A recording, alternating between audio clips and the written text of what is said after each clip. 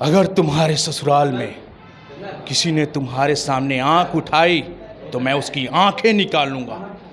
नमस्कार, मैं शंभू कुमार। मेरे साथ एक ऐसे शख्स हैं कि लोग जो सपना पूरा करने के लिए बॉलीवुड मुंबई जाते हैं और वहाँ स्ट्रगल करते हैं, उस स्ट्रगल को इन्होंने दरकिनार कर दिया। ये बिहार में रह कर के ही आज ऐसे मुकाम पर पहुँचते हुए जा रहे हैं कि लोग इंडस्ट्री में इनका नाम जानते हैं। आज ये पवन सिंह के साथ काम कर रहे हैं, आज ये खेसारी लाल यादव के साथ काम कर रहे हैं और कई सारे सितारों के साथ काम कर रहे हैं। इनका नाम है विवेक ओझा और पटना में ही रह कर के ये इस मुकाम पर कैसे पहुंच गए, इस सारे बातों को बात करेंगे। और हालांकि ये इंडस्ट्री, फिल्म इंडस्ट्री जो होती है, उसमें स्ट्रगल का एक पीक पॉइंट होता है। स्ट्रगल का पीक पॉइंट ऐसा होता है कि जितने भी इंडस्ट्री है वर्ल्ड में, जितने भी इंडस्ट्री है, जितने भी क्षेत्र हैं, उस क्षेत्र में दो इंडस्ट्री को सबसे ज़्यादा रिस्क जोन माना जाता है। एक पॉलिटिकल इंडस्ट्री है और एक फिल्म इंडस्ट्री है। पॉलिटिकल सेकेंड पायदान पर है और फर्स्ट पायदान पर फिल्म इंडस्ट्री है, क्योंकि फिल्म इंडस्ट्री में लोग पॉइंट में लोग सक्सेस कर पाते हैं, उसके बाद पॉलिटिकल आते हैं। लेकिन उस इंडस्ट्री में जा कर के, पटना में रह कर के अगर विवेक ओझा अच्छे अच्छे काम करने लगे तो इनसे सवाल करना वाजिब है। विवेक ओझा, आपका स्वागत है मेरे चैनल में। जी, आपका बहुत बहुत धन्यवाद। कैसे आप हर हर गंगे सुने आपका रिलीज हुआ है पवन सिंह के साथ, उसके बाद आप एक अभी संकट मोचन कर रहे हैं जी और अब कितने फिल्म आपके लाइन में है आपके लाइन में? जी, सबसे पहले मैं बता दूं, मैं पटना रंगमंच से हूं और रंगमंच में करता रहा आपको 2004 से। उसके बाद से मुंबई पहले गया मैं, फिर पटना आया और रंगमंच में फिर और अनुभव लिया। उसके बाद से हर हर गंगे मुझे फिल्म मिली पवन जी के साथ। वो 5 भाषा में बन रही है, हिंदी, तमिल, तेलुगु और भोजपुरी और बंगाली। अच्छा, 5 भाषाएं बन रहे हैं? जी जी जी। ठीक है। और ये संकट मोचन हनुमान जो बन रहा है, संकट मोचन, अभी कल्लू जी है उसमें, वो भी 5 भाषा की फिल्म है। ठीक है। और ये दोनों फिल्म, ये संकट मोचन तो अभी जस्ट मैं कल ही करके आ रहा हूँ। अभी कुछ सीन्स बाकी हैं, अयोध्या में शूट चल रही है। फिर मैं अभी 2 दिन के बाद मुझे जाना है वहाँ पे। तो ये बस मैं यही कहना चाहूँगा कि ये मेरा जो भी मुझे काम मिला है, ये रंगमंच के वजह से मिला है, एक अनुभव, क्योंकि मैं कोई भी कैरेक्टर कर लेता हूँ। अच्छा, रंगमंच में आपने कितना टाइम दिया आपने? 2004 से मैं रंगमंच कर रहा हूँ। 2004 से रंगमंच काम कर रहे हैं, इसका मतलब 16-19 साल के आसपास हो गए। जी जी जी, मैं बहुत छोटा था उसी टाइम से मैं रंगमंच कर रहा तो हूँ। ये आपको इंडस्ट्री में आने का, जैसे 16 साल से तो आप रंगमंच में काम कर रहे हैं, इसका मतलब 16 साल पहले भी आपका ये ख्याल मन में आया कि मैं जाऊँ तो इस इंडस्ट्री में जाऊँ क्योंकि अच्छा एक्टर बनूँ? जी, मैं छोटा था तो बच्चन साहब की फ़िल्म, मतलब मेरा जैसे होश संभाला हूँ मैं, और बच्चन साहब की फ़िल्म देख कर कहीं बड़ा हुआ हूँ। तो बच्चन साहब का फ़िल्म देख के मैं सोचा था कि मैं हीरो बनूंगा। अच्छा अच्छा। और मैं फिर स्कूल टाइम में से ही रंगमंच में करने लगा। और रंगमंच करते करते फिर पटना आया, तो पटना में सुभाष भैया वगैरह मिले। सुभाष चंद्रा हैं, उनकी संस्था है सोनापति, उनके साथ मैं जुड़ा। रवि भैया, रवि मिश्रा, उन लोग के साथ जुड़ा। मैं लगातार रंगमंच करता रहा। उसके बाद से हमारे ये जो संकट मोचन हनुमान और हर हर गंगे के जो डायरेक्टर है चंदन उपाध्याय, वो मेरे भाई लगते हैं। उन्होंने भी मतलब भाई जैसा मानते हैं, उन्होंने काम दिया। और इससे पहले मेरी फिल्म रिलीज़ हो चुकी है प्रयागराज, और अभी जस्ट मेरी अभी एक वेब सीरीज़ रिलीज हुई है प्यार वाली खिड़की, जो कि MX प्लेयर पे भी और यूट्यूब पे भी, दोनों जगह आपको अवेलेबल है। उसके बाद से होटल मर्डर केस मैंने हिंदी फिल्म किया है, जिसको बोधगया में शूट हुआ था। और भी बहुत सारा सीरियल DD बिहार पे मैं लगातार काम करते रहता हूँ। काम करते आए हैं। सबसे पहला ब्रेक आपको कब मिला था? ये सबसे पहला ब्रेक, अगर जैसे फिल्म तो लगातार मैं 2011 से कर रहा था, लेकिन पहचान वाली ब्रेक? पहचान वाली ब्रेक मुझे मिली 2019 में प्रयागराज। जी। उसमें आपके मतलब अपोजिट कौन थे?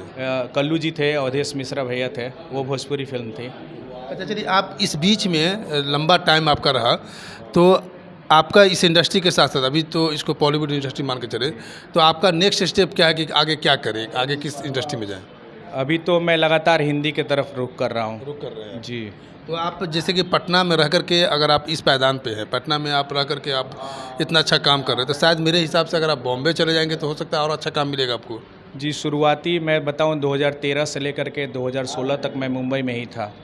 उसके बाद मेरे को लगा कि मैं अभी मतलब उतना प्रिपेयर नहीं हूँ, तो फिर से मैं पटना आया, फिर से रंगमंच के तरफ फिर से रुझान किया, फिर से सीखा और कैरेक्टर आर्टिस्ट निकल के मैं सामने आया। अभी मैं विभिन्न प्रकार का एक्ट करता हूँ, जैसे विलेन हो गया, कॉमेडी हो गया, हीरो टाइप का जो भी मतलब मतलब सभी कहने का मतलब प्रकार जो आप से। बॉम्बे में रह करके आप जो नहीं प्राप्त कर पाए, जो नहीं पा पाए, जो आप चाहते थे वो नहीं मिला, वो आपको पटना में रह करके आप मेहनत करके अपने आप को निखारा और जा करके आप अपने जगह बनाना शुरू किया। जी, कहा जाता है कि रंगमंच ही सब चीज़ है। तो रंगमंच मैं किया तो मेरे को लगा कि हाँ, मैं अब कुछ कर सकता हूँ, मेरे अंदर कॉन्फिडेंस तो है। रंगमंच की बात करें, रंगमंच में आप सबसे अच्छा कैरेक्टर किस कैरेक्टर को आप मतलब उससे एप्रिशिएट होते हैं कि आप उस कैरेक्टर करने के बाद अपने आप को लगता है कि मैंने कुछ किया हूँ? जैसे मैंने एक 2019 में एक नाटक किया था कृष्ण लीला, जिसमें मैं कंस बना था। और आप देख सकते हैं मेरा कंस के जैसा लुक नहीं है, लेकिन मैंने कंस किया था।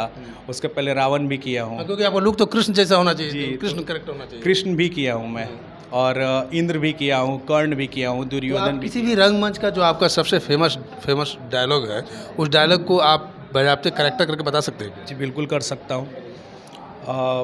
एक संवाद है जो कृष्ण के जन्म के पहले का, कंस जो है अपनी बहन का शादी करवाता है, और शादी करवाने के बाद जो विदाई होने वाला होता है, उस वक्त क्या होता है कि जो देवकी रहती हैं वो रो रही है, अपनी माँ से बोल रही हैं, और वहाँ पे एंट्री होता है कंस का। और कंस जो है वो अपने बहन से बहुत प्यार करता है। वो बाद में आकाशवाणी होता है तो पता चलता है क्या कि ये मतलब विलेन हो जाता है। तो उस वक्त का एक मैं दृश्य आपके सामने करने जा रहा हूँ डायलॉग के साथ। कंस बोलता है,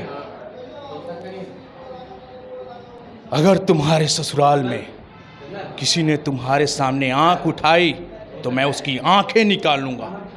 अगर किसी ने तुम्हारे सामने जिह्वा चलाई तो उसकी मैं जिह्वा खींच लूँगा।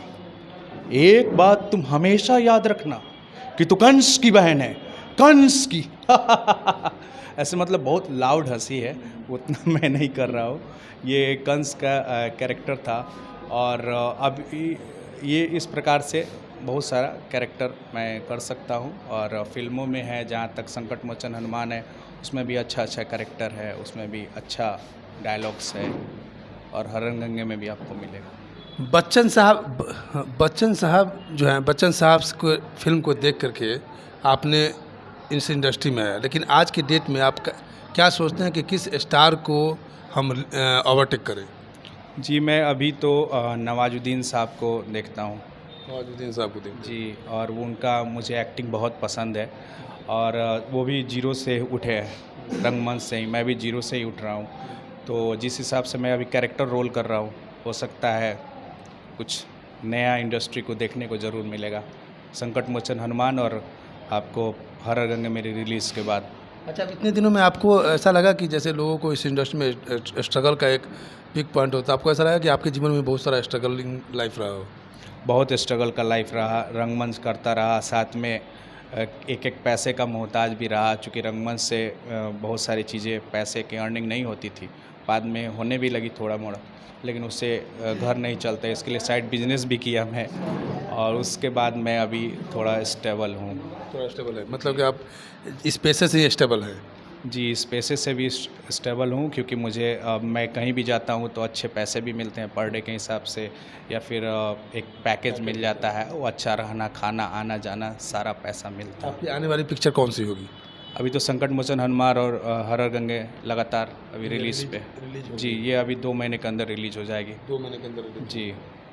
कभी आपने सोचा है कि खुद आप लीड में काम करें? क्या क्या बोले? लीड एक्टर्स में?